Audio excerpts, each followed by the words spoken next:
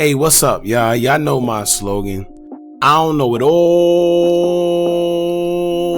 but I know what I've been through. Now, before we get into this video, please make sure you head on down to Instagram and follow us on our official Instagram page at hookahanonymous_.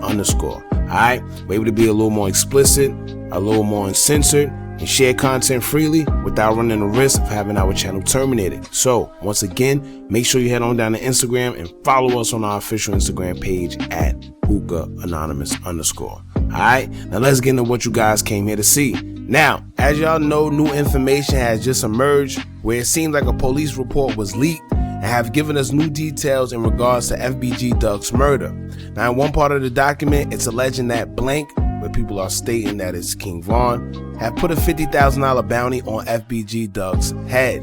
Now, when it wasn't fulfilled, he upped it to $100,000, and that's when the hit was complete. Now, allegedly, after the hit, King Von rewarded the suspects with oblock chains, and in the next document, Muat was described as the individual who carried out several murders on behalf of oblock. Now, we recently did a video covering the new paperwork that came out. We'll leave a link to the video pinned in the comments below, followed by the video of Momma Duck reacting to THF crack allegedly dropping FBG Duck's location to the oblock members. Now, along with the new paperwork that came out, there was also an autopsy report that came out with it. Now, some people were saying that the paperwork was fake and had too much inconsistencies, followed by the autopsy that's shown where FBG Duck was shot at. Now, Momma Duck caught wind of all this and decided to respond by going live and showing the real autopsy report, as well as pointing out all the flaws in the one that circulated via social media.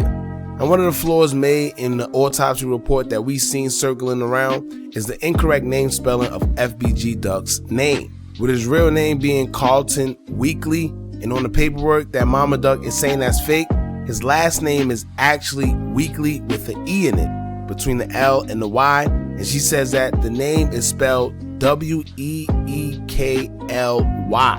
No in between the L and the Y. So she's saying that's an inconsistent part, you know, a little flaw that's on the paperwork actually the autopsy report that's circulated. And it's funny because if it wasn't for her having the actual autopsy, we would never know whether it was real or not. You know, so that's the scary part of social media, because we could take it any other way. People would be like, oh, nah, that's the real autopsy report. He was shot here, he was shot there. But guess what? She actually has the actual autopsy report to pretty much, you know, disrupt all those fake rumors. Now, let's move on to the paperwork that got the details of someone snitching. Now, to be honest with you, let me tell y'all this, right? It's no telling whether the paperwork is real or not. And I'm going to tell you why.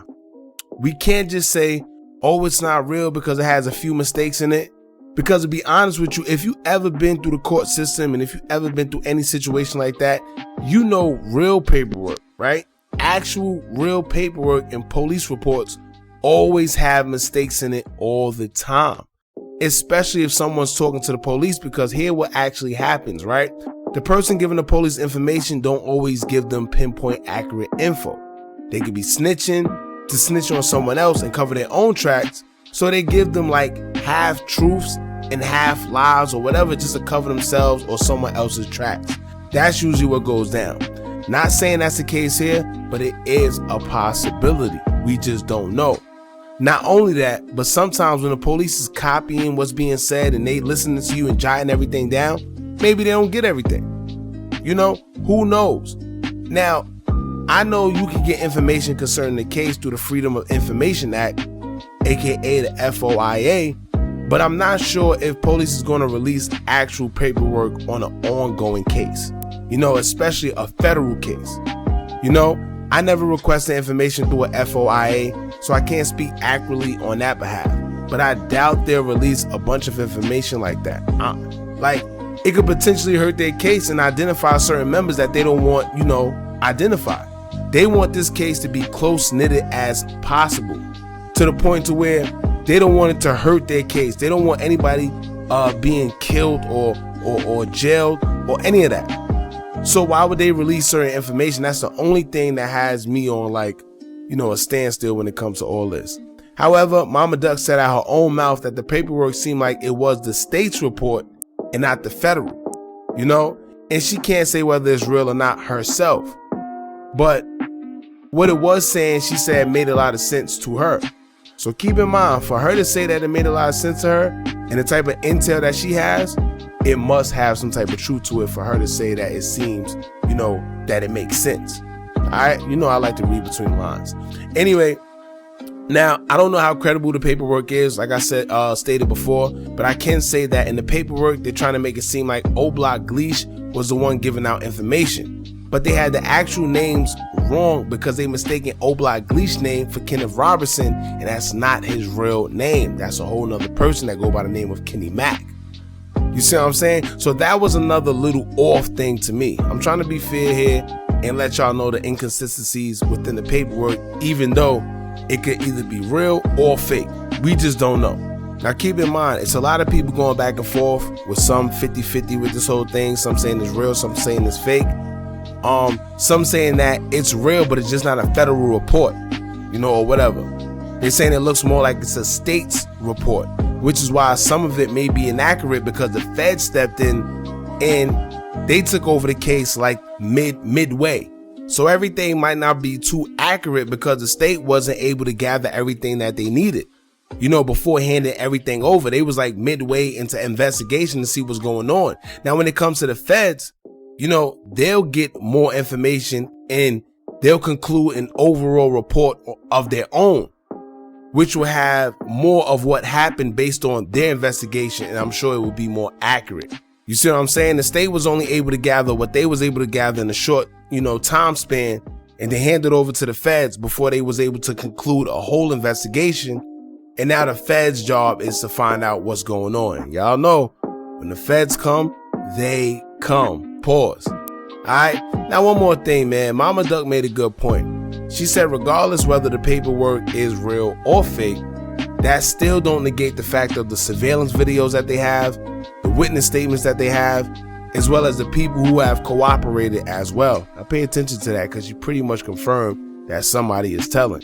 Not to mention in the paperwork, whether it's real or fake, they're saying that somebody is telling as well. They just blacked out certain names and everything. But they let it be known and confirm that somebody is in fact telling.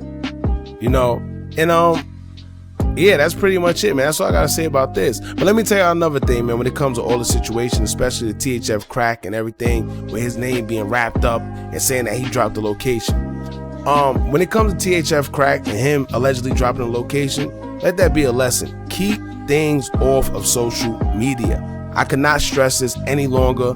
I can't keep saying to keep street business off of social media, especially with y'all seeing that that's the number one way that a lot of these rappers, entertainers, or whatever is being taken down by the courts. They're playing lyrics, they're playing videos, they're playing lives, everything, and people still decide to bring their business on social media.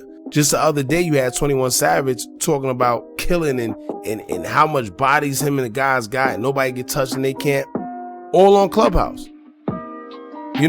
Now another thing I want to bring up too, right? And pay attention to this because I see this a lot, and I'm noticing that King Von is starting to be blamed for a lot of murders, being that he is in fact gone now and it's easier to do. But let me tell you what I think is going on. Social media is the easiest way to sway a narrative, especially, when it comes to a source that people find credible. All they got to do is repost something, whether it's bogus or not. They could just repost something, and that's that, because the source, people find it to be credible. Now, what I think is going on, they're using this as a way to sway people's opinion to believe that King Von was the one that set everything up and take the heat off of someone else. If y'all pay attention, every time a certain someone is caught up in some mess where it looked like it may tie back to him, it always get blamed on King Von some way, somehow. Start hearing, oh, King Von did this, he did that, he did this. It's not making sense, but like I said, all this right now is alleged, entertainment purposes only, and that's pretty much it, man. We all got our own opinions. It is what it is. None of this is fact. We just taking things off the whim, and it is what it is. Y'all jump in the comments. Let me know how y'all feel. Don't forget to like, comment, share, and subscribe. Hit that bell so you're notified every time we drop new content. And remember, as long as you keep on watching, I'm going to keep on dropping. And I'm out.